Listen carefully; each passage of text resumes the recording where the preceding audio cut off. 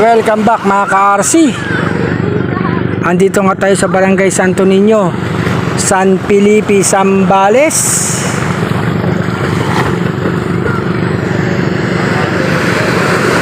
Tambay muna dito sa dagat at maligo.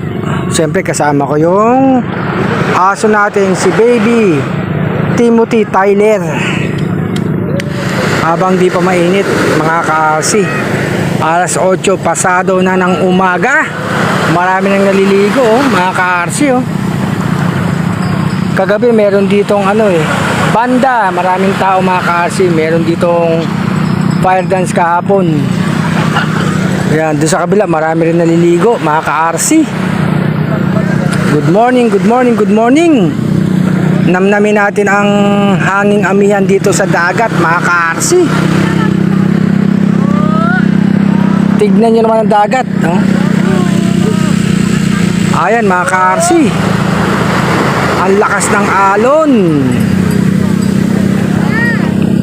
Ayan yung anak ko at saka yung asawa ko, ayun, nakasalbabida.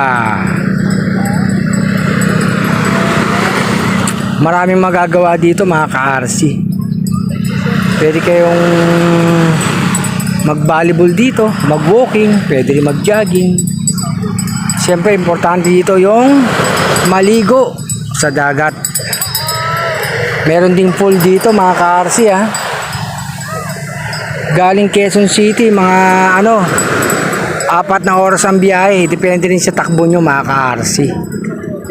Kung mabilis-bilis kayo magpatakbo, kayang-kayang kunin ng 3 oras mahigit. Pero kung medyo mabagal, siyempre kailangan mag-ingat sa pagdadrive.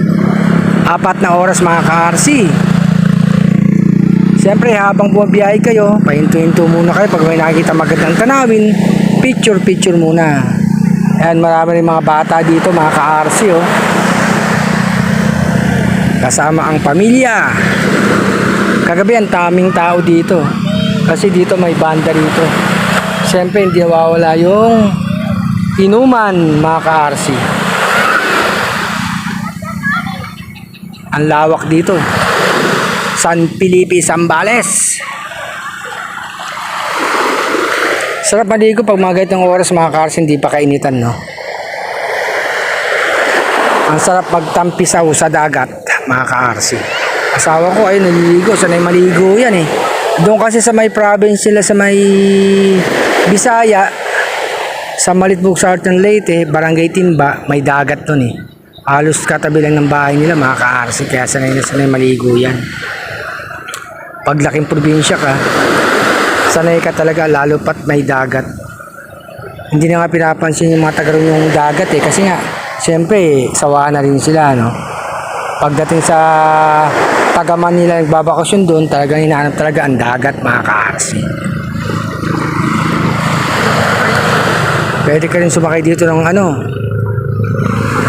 banana boat. Asa na yung banana boat? Hindi pala yung, wala palang banana boat dito. Yung dragon boat. Ayun Ayan mga ka-RC. Tambay-tambay dito sa buhangin ng dagat ng Zambales mga ka-RC.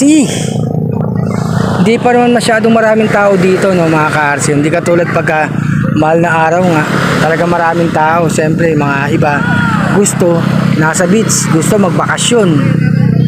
Marami nagbabakasyon lalo sa Boracay, Puerto Galera. Pwede kayo sumakay dyan mga ka-RC. Ayan si Baby Tyler naiinip takot sa dagat, takot sa alon mga ka-RC. Kaya dito muna kami tambay. Mamaya magtatampisaw tayo sa dagat mga ka-RC. Kung bago kayo sa aking Facebook page, papalo na lang mga ka-RC. Support lang kayo RC Love mga ka-RC.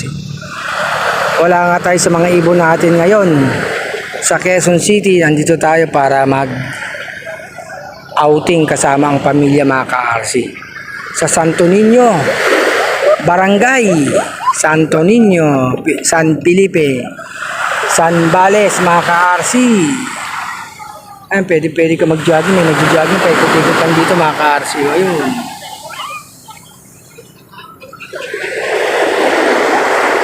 Medyo Hindi pa ganong maalon ng dagat mga ka-RC.